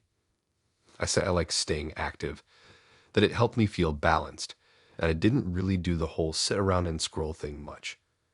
At first he nodded, but then he goes, so, do you have time for a relationship? I thought it was a random thing to ask, but I just said, yeah, if the right person came along, I'd make time. That's when he smiled, not in a nice way, but in this weird knowing way, and said, see, I don't think relationships work when people try to split their focus. I asked what he meant, and he started explaining this whole theory he had, that in a real relationship, both people should make each other the priority to the point where everything else comes second. Not just work or hobbies, but friends, passions, family even. He was talking about it like it was some kind of relationship religion. That love should be all-consuming or it's not worth it. He said he didn't believe in halfway commitment, and that if you're not willing to drop everything for someone, then you're not ready for love. I laughed a little, thinking he was being dramatic, but he was dead serious. He leaned forward like he was about to tell me a secret and said, most women can't handle that kind of loyalty. They say they want love, but they won't actually prioritize it. It was such a weird thing to say out loud. I asked him what that meant, and he told me he'd been in relationships where the woman put her job or her friends before him, and he couldn't stand that kind of energy. I said something like, well, isn't that just life? And he frowned like I'd failed some kind of compatibility test. From there, it spiraled. He asked me if I'd ever canceled plans for someone I was dating. I said, yeah, sometimes if it was important. He goes, would you drop everything if I needed you?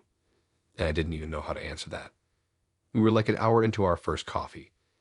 He kept pushing the idea that love only works when it's obsessive.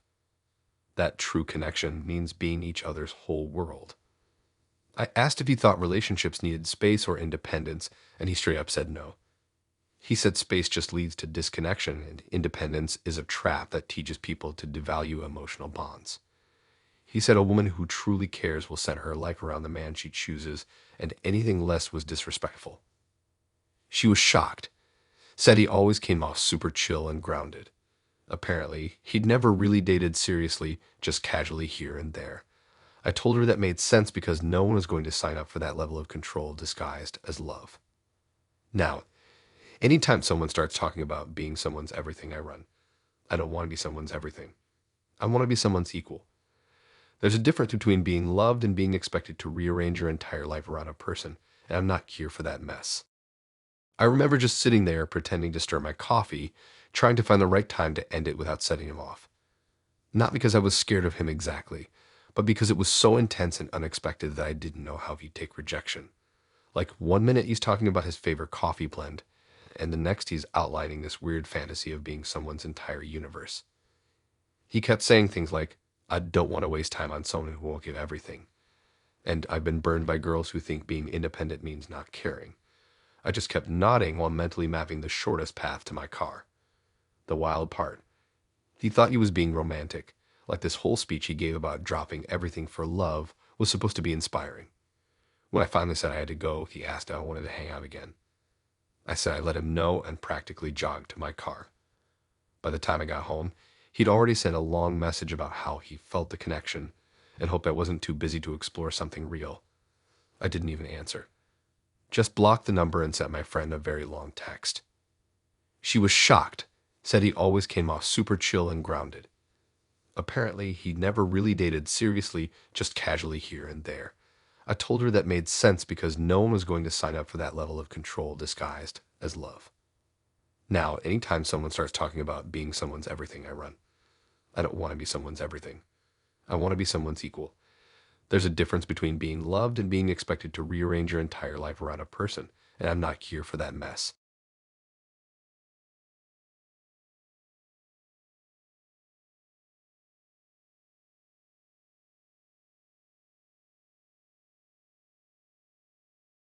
So this one started off totally normal, and I mean that in the most boring, safe way possible. A friend of a friend who I trusted enough not to set me up with an axe murderer told me she knew a guy who was super sweet, kind of shy, but really thoughtful. His name was Ryan. We messaged a bit, nothing crazy, and made plans to get dinner at a place I already liked because I figured even if it sucked, at least the food would be decent. Ryan showed up on time, looked like his pictures, had nice teeth, and didn't smell weird. Honestly, that alone put him ahead of like 70% of my dating history. He complimented my earrings, which was oddly specific and kind of nice, and asked me about my favorite menu items instead of just staring at his phone. We were off to a good start. Conversation started light: TV shows, music, weird hobbies. He was a big fan of trivia nights and claimed to be unbeatable at Jeopardy. I told him I'm trash at trivia unless it's about early 2000s reality TV or random animal facts. He laughed. It was easy. Comfortable. I even remember texting my friend from the bathroom like, okay, he's actually not terrible. And then, somewhere between appetizers and the main course, it happened. The kid question. I don't remember exactly what brought it up. I think I was talking about my sister and how she just had twins, and how I love being the aunt who buys them loud, annoying toys and then goes home to sleep in peace. Ryan kind of leaned in and asked, so do you want kids? I didn't think anything of it and just told him honestly that I wasn't really sure. That I liked the idea of it sometimes, but I wasn't in a rush and I didn't feel like I had to decide yet. He stared at me for a second and then asked, but you're not against it, right? I shrugged. I don't know, maybe. Depends who I'm with and how life goes, I guess. He didn't like that. He kind of nodded, but there was a weird shift. You know that vibe when someone's smiling, but their energy just drops? It was like that. Suddenly, it felt like I was being interviewed for the role of future wife and mother of his children, and I didn't even know I'd applied. He started talking about how he'd always known he wanted kids, and not just one or two, like a whole pack. At least 4, he said, and I thought, wow, that's specific. I didn't say anything right away, just nodded politely, but he kept going. He started laying out this mental blueprint of his future family, talking about where they'd live, how they'd be raised, what values they'd have, and even how he expected his wife to be on the same page about everything from day one. Then he circled back to me, asked if I'd ever seriously considered my duty to contribute to the next generation. His exact words. I thought he was being dramatic or joking, so I kind of smiled and made a dumb joke like, well, I'd probably be the fun but chaotic mom who forgets picture day. He didn't laugh. He said, that's not funny. Raising children isn't about chaos. It's about structure and purpose. At this point, I was still trying to keep the vibe chill. I told him I respected people who wanted that life, but I just wasn't sure I saw it for myself yet. That maybe I was still figuring it out. I thought being honest would be enough, but he didn't drop it. He leaned in closer and started saying how most women who say that eventually regret it. How women were made to nurture. That deep down, we'd all feel the same maternal pull and just need the right man to bring it out. I told him that sounded kind of limiting and a little intense, and he responded by telling me I was brainwashed by feminist culture. That's when it stopped being awkward and started being unsettling. He said too many women waste their fertile years chasing careers or independence or whatever, and then panic when it's too late. He said it like it was a fact, like he'd seen it 100 times. He told me it was a shame to see so many women fall for that lie, and that he made a commitment to only date women who knew they wanted to have kids and stay home to raise them. I sat there holding my fork like it was a weapon and trying not to let my face show how annoyed I was. I wasn't even sure how to respond because the way he was talking didn't feel like a debate or even an opinion. It felt like a rule, like he'd already made his mind up about what kind of woman I was based on one answer. I finally said something like, well, I'm probably not the kind of person you're looking for then. And he just shrugged and said, yeah, probably not. I thought maybe you'd come around. Come around. Like my uncertainty was a flaw he could fix, like I was a project. The rest of the meal was weird. He finished his food like nothing had happened and didn't ask me a single thing about myself after that. Just talked more about how society was falling apart because people didn't value family anymore. He paid the bill but made a comment about how a real relationship means the woman contributes in other ways. I didn't even say thank you. Just mumbled a goodbye and got out of there. When I told my friend what happened, she said she was shocked. He always seemed so progressive. But that's the thing about guys like that. Sometimes they hide behind manners and soft voices and thoughtful text messages. But it's all a setup. Underneath, they've got this checklist of what you're allowed to be. And if you step outside it, you're suddenly broken or confused. The next day, he sent me a long paragraph about how he hoped I'd come to my senses before it was too late. I didn't even open it. Just blocked the number and deleted the whole thread. Moral of the story: there is no moral. Just because someone likes trivia nights and wears nice shoes doesn't mean they're not secretly trying to cast you in a role you never auditioned for.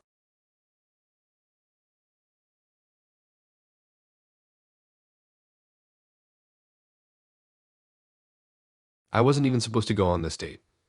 That week had been crap. I had deadlines, my car was acting up, and I had barely slept. But my friend kept insisting Jason was so chill and not like the others, which, let's be real, is usually a bad sign. Still, I figured I'd sit through one coffee and then peace out if it sucked. I didn't expect it to be the kind of bad that made me feel like I needed a full body shower after. We met at this cafe that tried really hard to look vintage, but felt more like a one of hipster spot with overpriced tea and chairs that made your back hurt.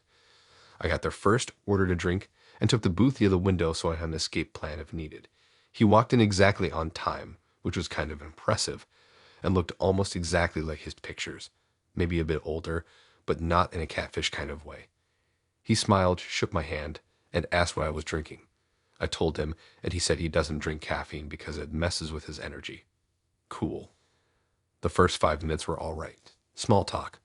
Weather, what we did for work. Jason told me he was in real estate, but like, not just your average apartment rentals. He specialized in flipping houses and apparently made a ton of money doing it. I told him I worked in marketing and had just started freelancing. That's when the vibe started to shift. He raised his eyebrows and said, "Freelancing? So you don't have a real job then?" I laughed and he was joking. He wasn't. I told him I did pretty well for myself, that I liked the flexibility and that it wasn't some lazy fallback. But he just nodded like I was trying to justify something. He asked if I ever planned on getting a normal job again, and I told him not unless I had to. Then he asked if I had a 5-year plan or if I was just winging it. I was halfway through my tea when he leaned in a little and hit me with, "So, how many people have you slept with?" No sig, no warning, just straight into it like we were playing truth or dare. I thought I misheard him. I blinked, stared at him, and said, "Excuse me." He said it again, word for word, then added, "I just think it's important to know someone's relationship history before getting involved." I told him that was kind of a personal question, especially on a first date, and he acted like I'd insulted him. He said, "If there's nothing to hide, why not be honest?" Like I was being shady just because I didn't feel like sharing that info with a guy I'd known for 12 minutes. When I didn't answer, he said, "It's just you can tell a lot about someone by their past." Then he started listing things that were red flags for him. More than 3 serious relationships. Bad. Never had a relationship. Also bad. More than 5 partners. Huge red flag. He said women with too much history were usually damaged goods. I wanted to leave right there, but part of me wanted to see how much worse it could get. That was my mistake. He kept going, saying things like, "A woman's value is in how well she's taking care of herself, and that guys want someone who hasn't been passed around." I asked him if he held himself to the same standard. He laughed and said, "Well, men and women are different." And he said something about biology and evolution that sounded like he got it from some sketchy podcast. I started gathering my stuff, but he wasn't done. He asked if I considered myself traditional or modern. And when I said I didn't really use labels like that, he said, "So, you're modern. That's a shame." Then came the lecture about how modern women don't respect themselves, don't know how to be good partners, and are too obsessed with independence. He said independence was just a fancy word for selfishness. On this point, I was standing, bag in hand, ready to leave, but he blocked the edge of the booth with his arm and said, "You're not even gonna finish your drink," like the fact that he paid for my tea entitled him to more of my time. I told him I had to go, that this wasn't working, and he just sat back and smirked. Said, "I knew you weren't serious." Then added, "This is why dating sucks. No one wants to be honest anymore." I didn't reply, just walked out and didn't look back. But the weirdest part, he texted me later that night saying he enjoyed our talk and thought we had great chemistry, but that I should work on being more open. I blocked his number right after. When I told my friend who set us up, she was horrified. Swore he'd always been respectful to her, and that maybe I'd brought out a different side of him. I hate that line. Like it's somehow on me that a grown man turned into an insecure creep over a basic question. I don't think I even processed how messed up it all was until a few days later. It wasn't just the questions or the weird standards. It was the way he talked like I owed him something just for showing up. Like being on a date gave him a right to dig into my personal life and judge it with a checklist he probably made in high school. That was the last blind date I agreed to for a long while, and definitely the last time I let someone call me modern like it's a bad word.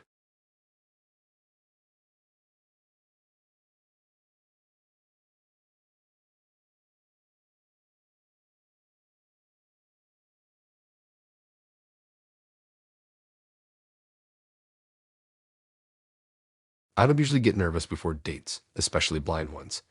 It's hard to expect much when you haven't even seen the person you're about to share a meal with. But I was in a bit of a dating slump, and my coworker kept bugging me about this guy she knew through her brother. His name was Matt. He worked in finance or insurance or something equally vague and boring, and she said he had a classic sense of humor and was really direct. I should have paid more attention to that last part, but I was just trying to get back out there after a bunch of dry weeks. So I said yes. We met at this restaurant that looked fancy from the outside, but had that weird lighting that made your food look gray. Matt showed up about 10 minutes late and didn't even apologize. He just slid into the booth like it was no big deal and said something about traffic, even though I knew he only lived 10 minutes away. First impression, weirdly cocky, but not in an attractive way. More like the kind of guy who's used to people waiting for him. He didn't waste time with small talk. Barely asked anything about me before launching into a story about how he had to fire someone at his office because she didn't know how to follow orders. That was his exact wording, and it set off something in my gut. I laughed it off, thinking maybe it was just an awkward way of phrasing it, but no, he doubled down. He went on about how women in the workplace are too emotional, and how he preferred hiring men because they don't cry when they get feedback. I stared at my water glass, trying to decide if I should just get up and go or wait it out. I went with waiting because I'm polite to a fault, and also because I hadn't eaten all day and was starving. But yeah, bad call. The waitress came over and took our orders, and as soon as she left, he leaned in and said, "I'm glad you're not like her. You look like you know how to handle yourself." I had no clue what that even meant, but I nodded and forced a smile. He kept going. He started talking about his ex, how she was too ambitious and always trying to compete with him. He said she used to argue with him about politics and money, and he just didn't have time for that kind of nonsense. I asked if they ended things on good terms, and he said, she got what she deserved. I moved on. No follow-up. Just that, like it was supposed to sound cool. Then the real weird stuff started coming out. He said, I think relationships work better when the man is in control. Women are happier when they don't have to make big decisions. I laughed again, thinking he was joking, seriously. In 2025, but he just looked at me like I was the one who didn't get it. He went on this long rant about how the problem with modern dating is that feminism ruined everything and how women now don't know how to stay in their lane. I didn't even know what to say. He said women used to understand their role better, and now they just want to argue and lead, and it's exhausting. Every part of me wanted to leave, but the food had just arrived, and I told myself I'd finish quickly and bounce. As we ate, he started talking about his future plans. Said he wanted a wife who'd support him without questioning everything, someone who'd raise the kids, keep the house clean, and let him handle the real responsibilities. Then he asked if I wanted kids. I told him I wasn't sure yet, and he scoffed. Straight up scoffed. Said, you'll change your mind. All women do. Your hormones will kick in eventually. I was so stunned I just stared at him. He nodded like he was saying something wise and kept eating like nothing happened. Then he looked me dead in the eye and said, it's better to learn your place early. Saves everyone the trouble later on. That was it. I pushed my plate away and said I had to go. He looked genuinely surprised, like he didn't understand why I was upset. Asked if I had somewhere better to be. I said yes. He leaned back, crossed his arms, and said, see, this is what I'm talking about. Can't handle a strong opinion, huh? I didn't even reply.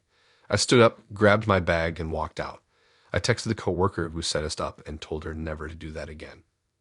She apologized and said she had no idea he was like that he always seemed confident and traditional. I told her those were just code words for controlling and outdated, as she agreed. Said she'd never speak to him again either. Later that night, Matt actually texted me. He said I seemed promising but lacked discipline and probably needed a man to help guide me.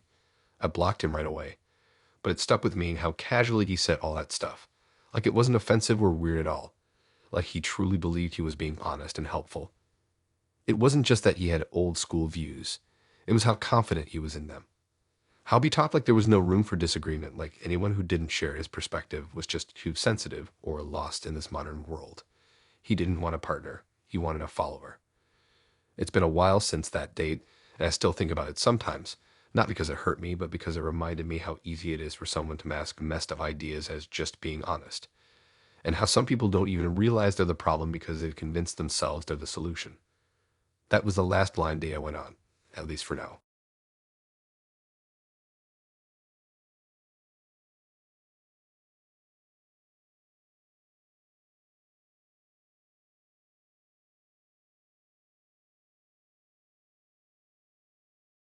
The worst part isn't that the date was awkward. The worst part isn't even what he said. It's what I found out later, after I had already gone home, already told my friends, already laughed it off. And now I can't unhear it, can't unsee it, can't scrub that skin-crawling feeling out of my brain. I think I wanted to believe people had a basic level of decency, but Jared made me rethink all of that. Let me back up. My roommate had a coworker who knew someone who was chill and just got out of something serious but ready to start dating again. Already a yellow flag, but I ignored it. She swore he was normal, kind of shy of interesting. I'd been in a slump and said why not. I told her I wasn't doing anything fancy, just a quick drink and out. We picked this little bar on the east side, not too noisy, not too quiet, just enough people to feel safe. I wore jeans, a hoodie, no pressure vibe. The second I walked in, I saw him already at the bar, messing with something in his lap. I thought maybe it was his phone. He stood up when he saw me, which was surprisingly polite, and I'll give him this. He looked better in person than in the one filtered photo he sent me. Tallish, not overdressed, clean sneakers. That's a win these days. He said hey, asked if I wanted a drink, and we sat down. It was fine at first. I mean, conversation-wise. He was a little stiff, but not totally awkward. He talked about movies, some podcast he liked that I'd never heard of, and then dropped a comment about how people should be more open about being watched. I didn't really register it at the time. I thought he meant like internet tracking or something. Data stuff. But then it got weirder. He started asking super specific questions. Like, what do you usually do on Friday nights? Do you ever feel like people are watching you without you knowing? Have you ever looked up your own address online to see what pops up? Stuff that didn't really fit into the normal date small talk lane. I kept sipping my drink, nodding along, thinking maybe he was just socially weird. You get that sometimes, especially with blind dates. Then he asked if I was okay being on camera. I froze for a second and said, "What do you mean?" Thinking maybe he meant the bar had cameras like some places do. He smiled like it was a joke and said, "No, just like in general. Do you mind being filmed in public?" I laughed and fused and said something dumb like, "I mean, I guess not, people have phones everywhere." And he nodded like I passed some kind of test. We moved on, I thought. He paid for our drinks, and when I said I was gonna head out, he didn't protest. Didn't ask for a second date or try to linger. Just said it was nice meeting me, and we went our separate ways. I didn't think much of it. A little strange, but not the worst guy I'd ever met. That would have been the end of it, except 3 days later, one of my friends DM'd me on Instagram with a screen recording and said, "Is this you?" I clicked it, and it was a video. Me, sitting at the bar, drinking, talking. My face, my laugh, everything. The title was something like Blind Date Surveillance. She has no idea. It was posted by some random account that only had like 10 followers, but the caption tagged another page, and that page had thousands. It was a whole channel of guys filming their dates secretly and rating the girls after the fact, giving commentary, some with voiceovers, some with creepy little notes on the screen. My heart dropped. I watched the clip over and over, trying to figure out where the camera was. You couldn't see him in it, just me and the bar behind me. But the angle looked like it was shot from across the table, maybe chest level. Like maybe his phone was set up in his lap or something. I remembered him fidgeting when I first arrived and felt sick. I messaged the account and told them to take it down. No answer. Reported it. Still up. I started spiraling. Who else had seen it? How long it had been there? How many other girls were on that page without knowing? I told my roommate, who lost it, and went straight to the coworker. The coworker claimed she barely knew Jared and had no idea he was like that. My roommate told her to never mention his name again. I ended up emailing the site that was hosting the videos, threatening legal action. It took 2 days, but they finally pulled it. Not before it got a few hundred views. Not before it got shared a couple times.